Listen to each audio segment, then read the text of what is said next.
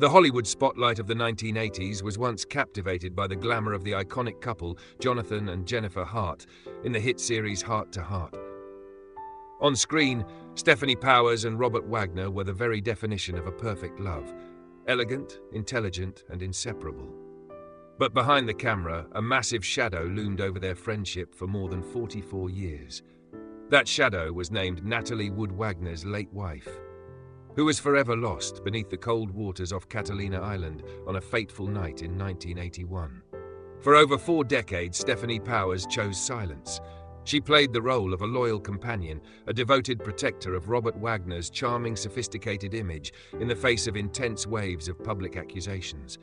People once believed that the secret of the Catalina case would be taken to the grave by Stefanie as a vow of honor among Golden Age artists. Yet at the age of 82, when time is no longer abundant, the powerful woman decided to make a move that shocked the entire entertainment world. In a recent exclusive interview with Variety, gone were the polite smiles and evasive answers. Stefanie Powers appeared with an unsettling calm. She no longer spoke of fond memories on set, but began peeling back the layers of the man who had been her closest friend. Her words were not mere recollections, but more like a belated indictment, casting light into the darkest corners Robert Wagner had spent nearly half a lifetime trying to conceal. The shock did not come only from the fact that she spoke out, but also from the timing. Why now? Why, after so many years of standing side by side, did Stefanie choose this moment, when Wagner had passed 90, frail and aging, to reveal truths that could completely destroy his legacy? Was it the conscience of a witness pushed beyond its limits, or had she discovered a missing piece too horrifying to keep hidden any longer? The public suddenly realized that everything they knew about the gentleman Robert Wagner might have been the greatest performance of his life. Through Stefanie's account, the picture of that fateful night began to emerge in dark, suffocatingly real tones, starting with fractures already forming on the deck of the Splendor yacht. Nothing began with an accident, but with a simmering rage fueled by alcohol and jealousy in the middle of the vast ocean. On November 28, 1981, Catalina Island was swallowed by a thick, chilling fog. Aboard the luxury yacht Splendor, the atmosphere was far from warm. It was a night heavy with alcohol and extreme tension among 3 people: Robert Wagner, Natalie Wood, and the young co-star Christopher Walken. Witnesses at Doug's Harbor Reef restaurant that evening never forgot the sight of Wagner smashing a glass in anger, shards scattering like the fragments of their relationship. Wagner's jealousy erupted as he believed his wife and Walken had an inappropriate relationship on set. Amid shouting, he issued harsh ultimatums, demanding Natalie abandon her Hollywood career to become a devoted wife and mother. Natalie, a woman long haunted by a deep fear of dark water from a childhood prophecy, withdrew into panic. As they left the restaurant and returned to the yacht, the ocean night seemed ready to swallow everything whole. Around midnight, harsh noises began echoing from the Splendor's cabin, shattering bottles, heavy footsteps, and furious insults overpowering the crashing waves.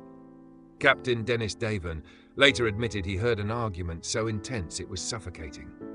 Natalie Wood screamed, a cry that tore through the fog, before everything suddenly fell into a terrifying silence. That silence lingered unnaturally long. It wasn't until 1:30 a.m. that Robert Wagner officially reported his wife missing. He claimed Natalie had tried to lower the dinghy to go ashore after the argument and accidentally slipped into the sea. It sounded plausible for someone intoxicated, but completely illogical for a woman who had a lifelong terror of dark water at night. When dawn broke, Natalie Wood's body was found floating more than a mile from the yacht. She lay there alone in a thin nightgown, in the vast ocean she had always feared. But as authorities approached the scene, strange details on her body began to shake the accidental fall narrative to its core. When Natalie Wood's body was pulled from the cold waters, the image of an accident began to fracture beyond repair. She was not dressed like someone leaving the boat intentionally, only a thin nightgown, a hastily worn red life vest, and socks still on her feet. One chilling detail: the life vest was worn inside out. For someone with such a deep fear of water, putting on a life-saving device incorrectly while conscious seemed impossible. In her recent revelations, Stefanie Powers referenced hidden records concealed for decades. She suggested the original 1981 report had been deliberately trimmed, with crucial pages mysteriously missing from police archives. Those pages reportedly contained technical details about the body, details powerful enough to be buried by the influence of a Hollywood A-list star like Wagner.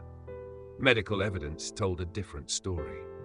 Bruises on Natalie's body included circular marks on her wrists, consistent with forceful gripping, and deep scratches near her ribs. Modern forensic experts argue these injuries do not align with a simple fall from a yacht. Instead, they resemble signs of a violent struggle, where the victim resisted before being overpowered. Even more suspicious was the deadly gap in the timeline.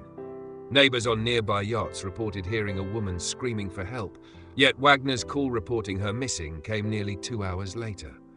Why would a loving husband wait so long while his wife vanished into the dark sea?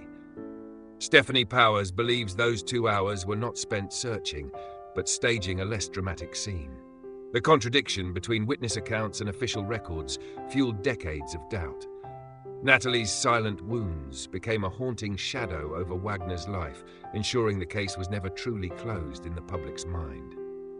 That silence finally broke 30 years later, when those involved could no longer bear the weight of the secret, triggering a global legal turning point. In 2011, the case was reopened, not because of new forensic evidence, but because of a troubled conscience. Captain Dennis Devon admitted his original report had been staged. He revealed a chilling detail. When Natalie disappeared, Wagner did not panic. Instead, he allegedly prevented the captain from turning on searchlights and delayed calling for help, ignoring faint cries that faded into the waves. This confession ignited public outrage. Los Angeles authorities changed the cause of death from accidental drowning to drowning and other undetermined factors. This subtle shift was effectively an acknowledgement. Natalie Wood did not simply fall. Something happened to her. The case was reopened, and once again, Robert Wagner became the center of suspicion. Throughout this long pursuit of justice, Natalie's sister Lana Wood remained the most persistent voice. She continuously confronted Wagner in the media, fighting for the truth. She described the battle as one between witness and power, where her efforts were often blocked by Wagner's silence and his formidable legal team. Her grief transformed into relentless determination, ensuring the world would not forget Natalie Wood. The most significant turning point came between 2011 and 2018, when the Los Angeles Police Department officially named Robert Wagner a person of interest. This heavy legal term implied he knew more than he admitted, or worse, had direct involvement.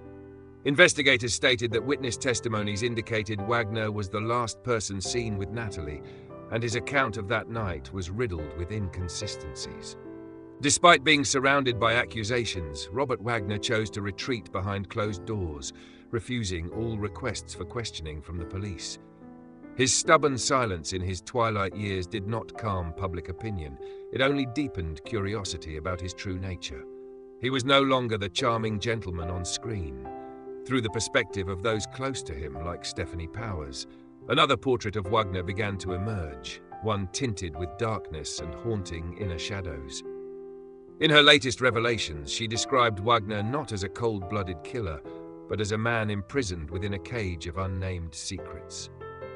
After the death of Natalie Wood, the RJ the world once knew seemed to vanish completely, replaced by a lost soul who often drifted into prolonged states of blank detachment, like a ghost inhabiting a living body.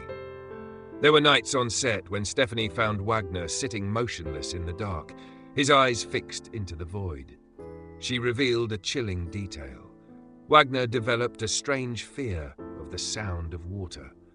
Whether it was the distant murmur of waves or the sound of rain on a rooftop, it could make the once elegant man tremble or suddenly turn irritable. It seemed that the sound of water had become a psychological torment, reminding him of what truly happened in the darkness of the Catalina night, something he had sworn to take to his grave. In Stefanie's eyes, Wagner existed as a dual entity, like two sides of an ancient coin. One side was the charming Hollywood gentleman with a radiant smile and flawless poise. The other was a lonely soul carrying an extreme tension and an unsettling defensiveness. She believed only women who truly loved and stayed close to him could sense this dark side, a void where morality and guilt intersect, evoking both sympathy and unease. Wagner's psychological shift showed not only in fear, but also in his need for control. Stefanie observed a new coldness in how he handled past relationships. He was no longer a sincere friend, but became a performer in his own life, carefully staging every gesture and word to ensure no cracks from the past could surface.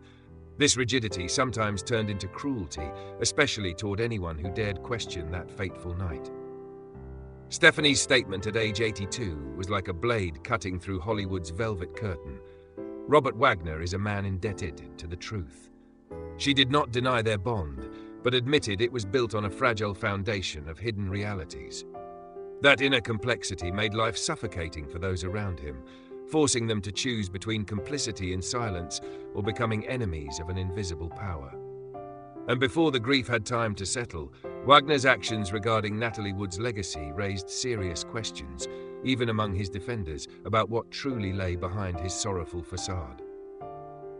Shortly after the funeral, Wagner quickly secured guardianship over Natalie's $3 million estate, a massive sum in the 1980s. What pained the Wood family was not the money, but how coldly he erased traces of his late wife, as if trying to wipe his own memory clean. The most controversial act was his rapid decision to sell the Palm Springs mansion just months after the tragedy. For Natalie, it was not just property, it was her safe fortress, a place where she felt protected from Hollywood's pressures. Soon after, priceless jewelry and personal memorabilia tied to her career were also auctioned off. This urgency raised a troubling question. Was Wagner in need of money, or was he trying to eliminate every reminder of Natalie's presence in his life? Public suspicion intensified when Wagner began embracing a visibly lavish lifestyle. A new Rolls-Royce appeared in his garage, and shortly after, he publicly began a relationship with Jill St. John, a longtime acquaintance of both him and Natalie. The transition from grieving widower to affluent socialite happened so quickly that even close friends were stunned. His relationship with the Wood family, especially Natalie's mother and her sister Lana Wood, completely collapsed. They accused him not only of seizing assets, but also of isolating Natalie's daughters from their grandmother and aunt. Legal battles and public disputes created an irreparable divide, turning former family ties into decades-long hostility. Stefanie Powers witnessed all of this in contemplative silence. She saw how money and material comforts began filling the void Natalie left behind, but also realized that no luxury could buy Wagner peace of mind. This fracture set the stage for another battle, even more intense, the battle on paper, where truth and fiction would collide. In 2008, Robert Wagner chose to tell his own story through his memoir, Pieces of My Heart Within, its poetic and nostalgic pages. He portrayed himself as a tragic victim of fate. He described Natalie Wood's death as a terrible accident with no one to blame, a cruel twist of destiny he carried like a permanent scar. The book became a bestseller, but for those who knew the deeper story, it was not a memoir. It was a calculated attempt to cement a false narrative into history. Lana Wood responded with fierce outrage. She accused her former brother-in-law of using his acting skills to rewrite reality, not to honor Natalie, but to whitewash guilt and block future investigations. The clash between a polished memoir and tearful accusations turned the case into a labyrinth of conflicting memories, where truth was distorted through personal lenses. Stefanie Powers, herself an author, offered a sharp perspective. While acknowledging Wagner's eloquence, she believed there were missing chapters. The silences between the lines where he avoided recounting the final argument or his true feelings that night on the deck. To her, the book was like a flawless painting lacking the soul of truth. She realized that no matter how carefully Wagner constructed his narrative, fragments of that night would always seep through the cracks. Truth does not lie in what is written, but in what is deliberately left out. This war of memory has no winner. It only deepens the pain of those left behind and makes the mystery of Natalie Wood even more impenetrable. As the pages closed, it became clear that while time can fade bruises, it amplifies the heavy silence of a man nearing the end of his life. Now in his 90s, Robert Wagner lives in seclusion in Aspen, surrounded by snow-covered mountains that act as a barrier between him and the outside world. He has chosen absolute silence as his final companion, ignoring whispers and formal accusations alike. But this silence no longer resembles elegance. It weighs heavily like lead upon the legacy of one of Hollywood's brightest stars. Stefanie Powers' voice at age 82 was more than an interview. It was the placement of a final piece into an already fractured picture. She did not take sides, she stood only by what she had witnessed.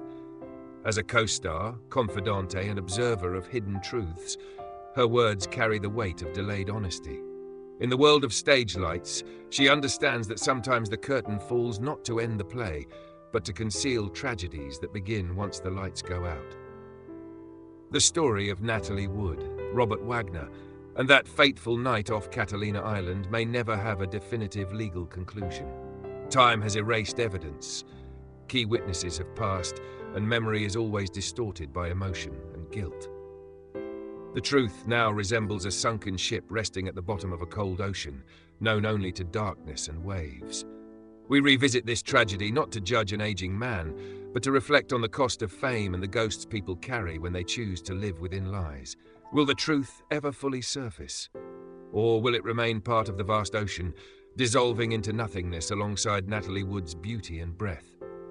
Some secrets are born to be buried, but some souls will never rest until justice reaches the depths. And until then, the name Robert Wagner will always carry a question mark, one shaped like a red life vest drifting through the fog of Catalina Island.